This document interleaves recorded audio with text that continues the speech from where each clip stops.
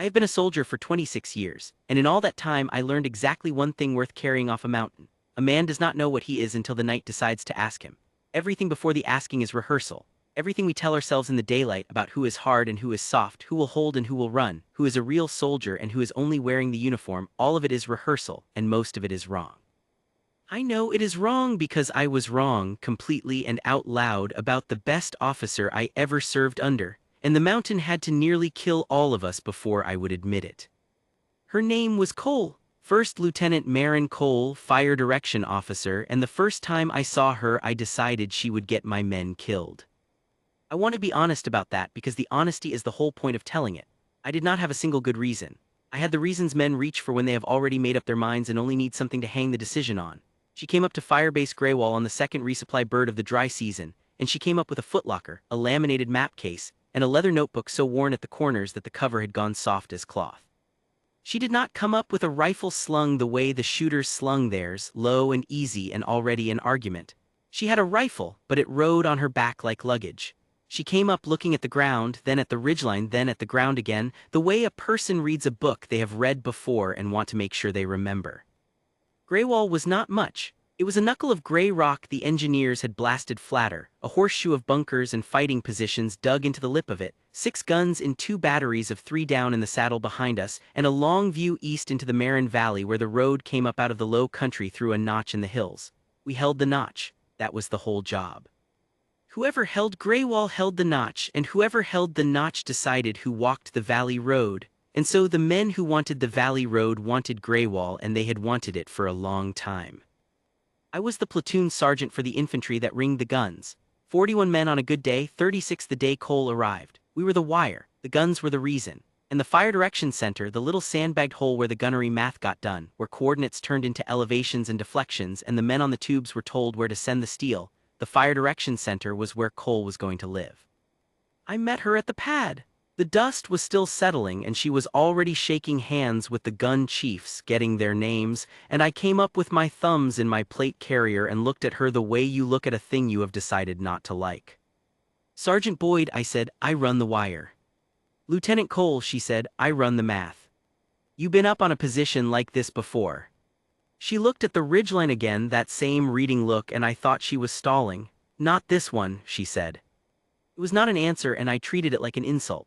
A shooter would have told me the line of his last 6 firefights before I finished asking.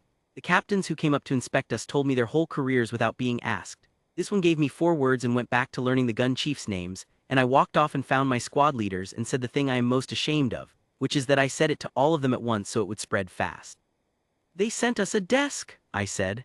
A slide rule, Lieutenant. Pray she doesn't have to do anything when it gets loud because the first time the wire gets hit she's going to freeze up in that hole and the guns'll go quiet and we'll be out here in the dark with nothing but rifles. I believed it. That is the thing I need you to understand. I was not being cruel for sport. I had buried men.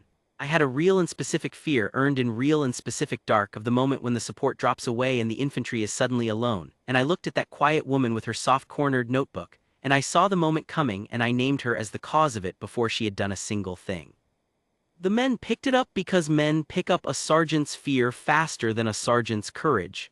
By that first evening the platoon had a name for her and the name was not kind and I let it stand. She must have heard it. A fire base is a small place and sound carries on rock. She never said a word about it. She did something else instead, something I did not understand at the time and only understood later when I understood everything later the way you do. She walked the ground. First evening while I was setting the watch, she came out of the fire direction hole with her notebook and she walked the whole horseshoe of the position. Not fast. She would stop at a fighting position and look east and then she would right. She would walk to the next and look east and right. She walked out to the wire where my listening posts were and she crouched and looked back at the position from the enemy's side of it, which is a thing very few officers think to do, and which I had only ever seen the best of them do. She looked at the notch. She looked at the dead ground, the folds and gullies where a man could move toward us unseen, for a long time, longer than at anything else, and she wrote, and her face while she wrote was the face of a person doing arithmetic she did not like the answer to. One of my corporals, a kid named Ray's, watched her do it and came to me grinning. Sergeant, the desk's taking a nature walk, maybe she's writing a poem about the view. I should have corrected him. I had been on enough hard ground to know what she was doing even if I would not say it. she was registering. She was learning every fold and gully and reading them as firing data. This gully is a target, that fold is a target, the road bend is a target, the dead ground below the third bunker is a target, building a map in her head and in that soft notebook of where she would put steel before anyone needed it, so that when the night came she would not have to compute anything from scratch in the screaming dark. She would already have the numbers. She would only have to say a name and the guns would already know. I knew that was what she was doing. I told Reyes she was taking a nature walk. God forgive me, I told him that. That night she did it again in the dark, walking the line with no light. And the next morning she went down to the guns and spent 3 hours with the gun chiefs and their data. And I heard from the senior chief, a leathered old fireplug named Whitfield who had been firing tubes since before Reyes was weaned, that she had gone over every gun's data card by hand and found 2 transposed numbers that nobody else had caught, and corrected them quietly. And thanked the chief for letting her look. Whitfield told me this with a strange expression and I did not read it right. I thought he was being polite about a desk officer. He was not being polite. He was a man who had just seen something and was trying to decide whether to tell me what it was. She know her business? I asked him careless. Boyd, he said, she knows the gun better than I do and I've been on it 11 years. He let that sit. Where'd they say she came from? They didn't. Huh, said Whitfield and went back to his guns and I went back to my wire and that was the second night. The valley had been quiet for 9 days, which on Greywall was not peace. It was a held breath. The men who wanted the notch were patient men, valley men, men who had grown up in the dead ground and knew it the way I knew the inside of my own rucksack, and quiet from them meant counting. They were counting us. They were counting the resupply birds and the watch changes and the times the guns fired and the times they did not, and they were waiting for the night they had counted enough. On the third night they started to ask their questions. It began an hour before midnight, a single burst from the dead ground below the third bunker exactly where Cole had crouched the longest, and then nothing. A probe. A man fires and watches where we light up, what we do, how fast, who panics. I gave the order down the line, nobody fires, nobody pops a flare, you find the muzzle flash and you remember it and you keep your discipline. We held. 20 minutes later another burst, a different fold, and a grenade that fell short and cracked against the rock and threw sparks. Then nothing. They were drawing the picture of us in the dark, fold by fold, the way an artist works in charcoal. I expected the guns to stay silent. You do not waste shells on a probe, you do not show the enemy your fires before the real thing, and they did stay silent. And I expected that to be Cole sitting frozen in her hole the way I had promised the men she would, and I was already even then, even with the rounds cracking, composing the thing I would say in the morning. See, told you, the desk's no good when it's loud. I want you to know how badly I want it to be right. A part of me, the worst part, the part every old sergeant carries and is ashamed of, wanted the night to prove me right more than it wanted the night to go well. Then her voice came over the platoon net, and it was not frozen. It was the calmest voice I had heard on a radio in my life. Not loud, not fast. A voice with all the air taken out of it, every word doing exactly one job and then getting out of the way. Greywall Elements Anvil, I have your probes plotted. They are working your dead ground, third bunker in the south gully, building a fire plan. I am not going to answer their probes, I don't show them my data for free. When they come for real they'll come up the south gully in the dead ground below 3 because that's where they've spent their reconnaissance. I have both pre-plotted. You hold the wire, I have the ground behind it. Out. I did not say anything. I keyed my own handset to acknowledge and I could not for a moment make my thumb move. Anvil, I had heard the name. Every artilleryman and every grunt who had ever been saved by artillery had heard the name the way you hear a name in a story told around a fire. A name attached to a thing that had passed into the place where facts become legends and you stop being sure which parts are true. There was a fire mission, years before, far from here. A company cut off on a hillside, the perimeter caved, the enemy already inside the wire and among the wounded, and a forward observer who would not pull the guns back to safe distance because safe distance meant letting the company die, who instead walked the steel and danger closer than the manual's permit, closer than sane men fire, walking it across the company's own position by the sound and the screaming. Dropping it on the enemy among the defenders with a precision that should not have been possible by a human hand, holding a line that every after-action review agreed could not have been held. The call sign in that story was Anvil. I had told that story myself. I had told it to Reyes, in fact, on a quiet night, the way you tell a young soldier a thing to make him believe the dark can be beat. And I had spent 3 days calling the woman in the fire direction hole a desk. I did not let myself believe it, that is the truth and it is not to my credit. I told myself it was a coincidence of call signs. I told myself a tired sergeant hears what he wants in a radio voice. The third night ended with 2 more probes and a long silence, and the guns never fired. And in the gray of the morning I caught myself walking out to the wire to look at the south gully and the dead ground below the third bunker, looking at them the way she had looked at them and not liking the answer either. She came up out of the fire direction hole at first light with her notebook, and her eyes were red from no sleep, and she walked the line again. She stopped near my position and looked east, and I stood there with my pride in my throat. "They're coming tonight," she said. She did not say it to me especially, she said it to the valley. "How do you know?" "They've finished counting." She closed the notebook. "3 nights of probes, no 2 in the same place twice, all of it on the 2 avenues they can use the dead ground to reach. They know our watch changes and they know the guns haven't answered, which they'll read as the guns being slow or shy. They think they've found a position with a tired infantry platoon and a fire direction center that won't shoot." She almost smiled, but it did not reach anywhere near her eyes. "They're half right." "Which half?" She looked at me then full on for the first time since the pad. "The tired infantry," she said, without any meanness in it at all, just a fact set down gently. "Get them what rest you can today, Sergeant. After dark it won't matter what anyone thinks of anyone. It'll only matter who does their job. I'll do mine." And she went down to the guns to spend the day with Whitfield and his data cards, and I went and got my men what rest I could, and I did not call her a desk again, not that day, not ever again as long as I lived. They came at the dead hour, the hour past midnight when the human body most wants to be asleep, and the will is at its lowest ebb, and they came the way she said they would, up the south gully and through the dead ground below the third bunker, and they came in a number I had not let myself imagine. It is one thing to be told the enemy is many, it is another to feel the mountain change underneath you. The first I knew of the real assault was not a sound but a pressure, a sense of mass moving in the dark. And then the whole eastern face of Greywall lit up at once with their fire, a wall of it, tracer and muzzle flash and the deep cough of heavier weapons, and the rock around my head began to come apart in chips and sparks, and my men's rifles answered all down the line, and the night became the only thing that has ever made me understand the word *storm as something other than weather. I did my job. I will not pretend the next part was clean or that I was calm. I moved down the line in the worst of it, dragging a man back into cover here, jamming a fresh belt into a gun there, shouting fire control I could barely hear myself give, and the whole time the eastern wire was bending, not breaking. Bending the way a green branch bends before it goes, and I knew the difference, and I knew we did not have the men to hold the bend if they pushed it, and they were pushing it, coming up the south gully in a rush, and the third bunker's fire slackened, and I knew without being told that the men in it were down or nearly, and I had nothing left to plug it with. I had committed my reserve, which was 9 men and me. There was no behind us. There was the saddle and the guns, and then the long fall down the back of the ridge. That is the moment I had feared for 26 years. That is the exact moment, the support drops away moment, the suddenly alone moment, and I felt it arrive like a cold hand, and I keyed my handset to call the fire direction center, to beg for the steel I had told my men would never come, and before my thumb came off the key, the heavy weapon in the south gully, the one tearing the third bunker apart, was not there anymore.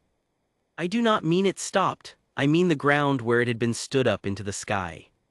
The first round came down so close that I felt it in my teeth and my chest before I heard it, a pressure that emptied my lungs, and a sheet of fire and broken rock went up out of the south gully exactly where the enemy gun had been, and then the second round walked 20 meters up the gully into the rush of men climbing it, and the third walked 20 meters further, and a calm voice was in my ear underneath the thunder, steady as a metronome, doing arithmetic out loud in the middle of the end of the world.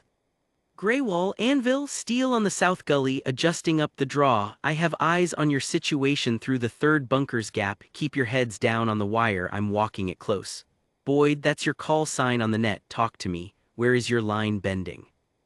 I told her, God help me, I lay against the rock with the world coming apart, and I told her where my line was bending the way I would tell a surgeon where it hurt, and her voice never changed, and the steel obeyed her like it loved her.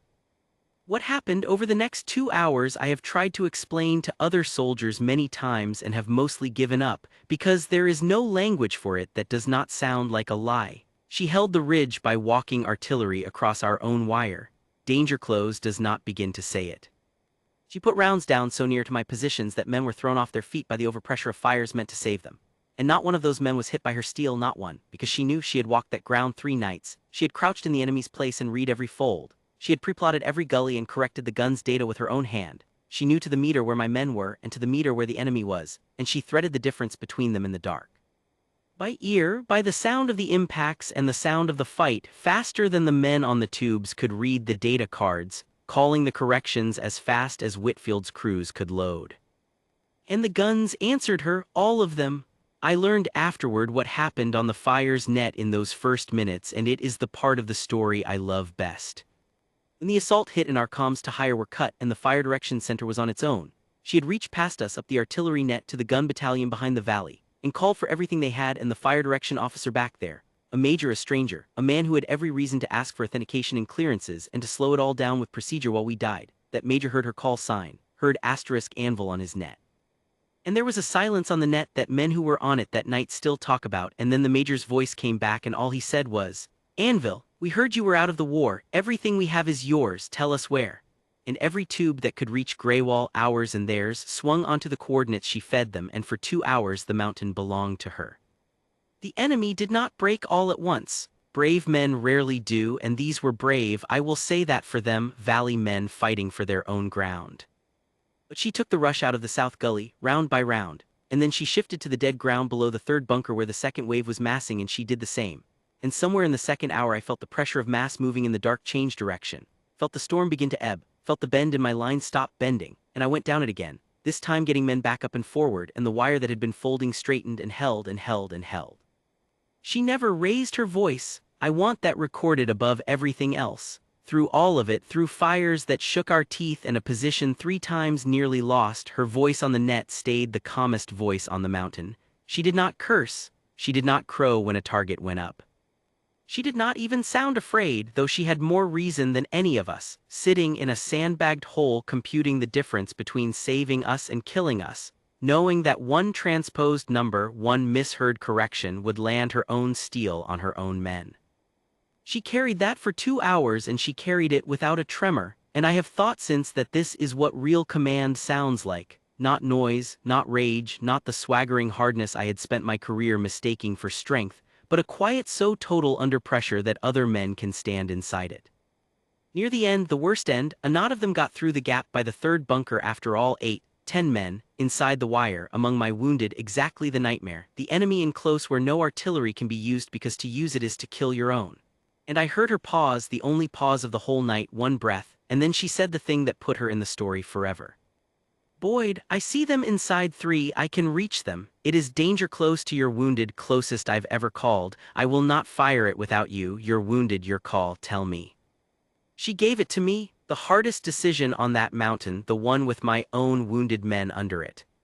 She did not take it from me to spare herself the weight, and she did not duck it to make it mine. She laid it down between us fast and clean, her skill and my ground, and waited one breath for the answer. And I looked at the enemy among my wounded, and I knew what they would do to those wounded if they reached them, and I trusted her, God, the size of what I trusted her with, and I said, "Send it." And she sent it, and it came down inside our own wire among our own wounded. And when the smoke went, I went forward expecting to bury my own, and the enemy were gone and my wounded were alive. Every one. She had put a sheet of steel between the killers and the killed, so thin and so exact that it took the first and spared the second in the dark by sound, with men's lives in the balance and her own name on the failure if she missed. She did not miss. The dawn came up gray and slow the way it does over the Marin Valley, and the firing fell off into single shots and then into nothing, and the nothing was the loudest thing of all. The valley was empty of them. They had gone back into the dead ground they had counted on, and the dead ground had become a grave. And Greywall held the notch, and the road below us was ours, and I stood up on the wire among the spent brass and the broken rock and the smoke that hung in the still morning air, and I counted my men, and I had lost 4. And on that mountain on that night 4 was a miracle, and the miracle had a name, and the name was not desk. She came up out of the fire direction hole into the dawn. She came up the way she had come up the first day, with the notebook, walking slow, reading the ground, except now the ground was hers and she was reading what she had done to it. Her face was gray with no sleep, and the dust had caked in the lines of it, in her hands. I saw when she got close. Her hands had a small tremor in them now that it was over, now that the calm was no longer needed, and that small tremor in her steady hands, held in check for 2 hours and only let loose now that her men were safe, was the most human and the bravest thing I ever saw a soldier do. She had been afraid the whole time. Of course she had. She had simply not let the fear touch her work, and she had spent every reserve of will she owned doing it, and only in the safe gray morning did her body present the bill. The platoon was on the wire watching her come. Reyes was watching her. Whitfield had come up from the guns with his crews soot black to the elbows, and they were watching her. Everyone on that mountain who had a name for her 3 days ago was watching her walk up out of the hole into the light, and nobody had a name for her now, because there was no name big enough, and a silence had fallen over Greywall that was not the silence of an empty valley but the silence of men who have just understood that they were wrong about something that matters, and that they are alive because they were wrong. I am the platoon sergeant, the line is mine, so I did the thing that was mine to do. I came to attention.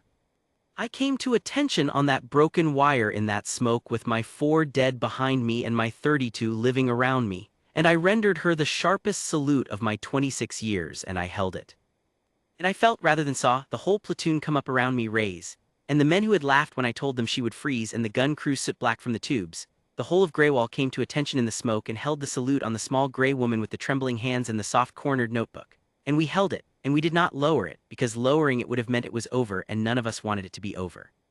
This thing of being shown what we had been too stupid to see. She stopped, she looked at us, at all of us standing in the smoke with our hands up at our brows, and something moved across her face that I had not seen on it before, not in 3 days, not through 2 hours of fire. Surprise, plain surprise. As if of all the things she had expected to survive that night, this was the one she had not planned for. She did not cry, she did not say anything large.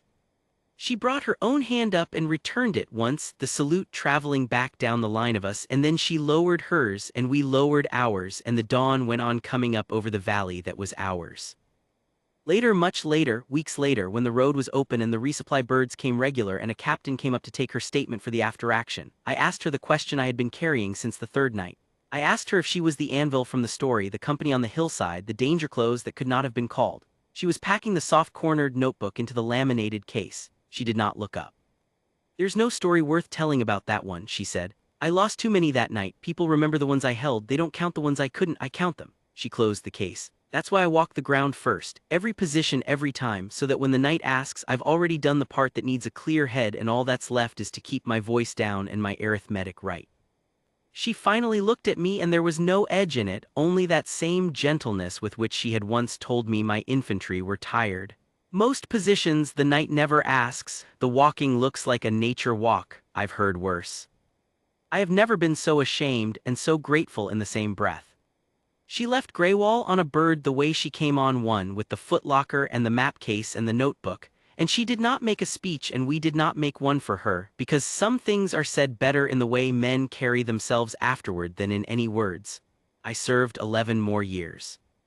I made it a point, every position I ever stood on after that, to walk the ground myself, slow in the daylight and again in the dark, reading the folds and the gullies and the dead ground, doing the part that needs a clear head while the head is still clear. And more than one young sergeant watched me do it and decided I was taking a nature walk, and I let them think it, the way Whitfield had once been too wise to correct me, because a man has to find out for himself. This is the only thing I know for certain after 26 years. The night decides what you are, and it does not care what you decided in the daylight, and it does not check your reputation or your call sign or the cruelty of the names a tired sergeant lets stand. It only asks one question, the same question it asked all of us on Greywall. When the support drops away and the wire is bending and the world comes apart, who will keep their voice down and their arithmetic right and their hands steady on the lives of other men? I thought I knew the answer the day she arrived. I was wrong. The way I had been wrong about everything that mattered, and I am old enough now to be glad of it. The best soldier I ever served under did not carry her strength where I could see it. She carried it in a soft-cornered notebook and a quiet voice and a habit of walking ground that other men called a nature walk. And when the mountain finally asked, she answered with the thunder, and she walked it across our own wire close enough to feel in our teeth and never touched a single one of us. And at the dawn the platoon that had given her an unkind name stood in the smoke and gave her the only word that ever fit. We called her to attention, we held the salute. And we did not lower it until she made us.